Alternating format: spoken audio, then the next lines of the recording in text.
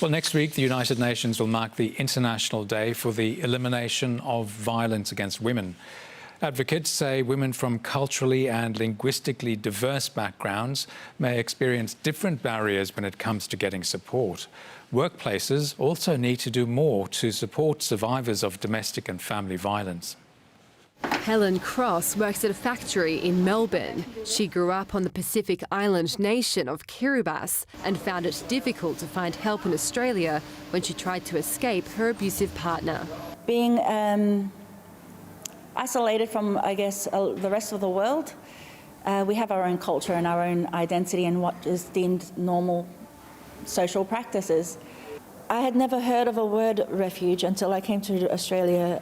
1 in 6 women and 1 in 16 men in Australia have experienced physical or sexual violence by a current or previous partner since the age of 15.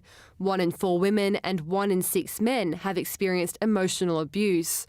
For culturally and linguistically diverse communities, experts say the factors can be more complex when it comes to domestic and family violence. Those are things like language barriers, discrimination when they're accessing services. They might be experiencing a degree of social isolation more so than other people in the community.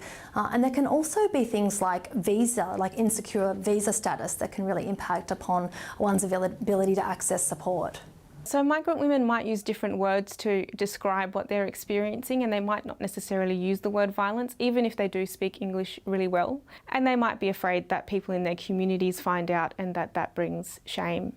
Access to employment is another barrier experienced by survivors of domestic and family violence. Advocates say workplaces should do more to offer support.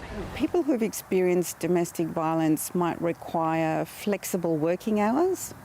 They might also need additional leave on occasions. For Helen, she says finding a safe workplace was challenging. I fear working alongside males because having been controlled for most of my life on how to be incredibly submissive, that makes, for myself, overly agreeable with someone in authority.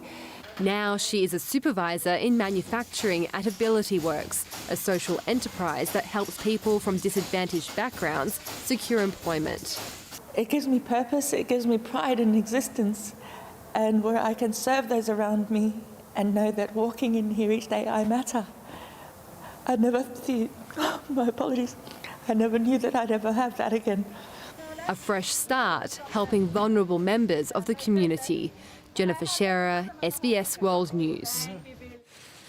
If you or someone you know needs support in connection with domestic and family violence, you can call the Domestic Violence Impact Line on the number you see there, 1800 943 539, or contact 1800 RESPECT, 1800 737 732.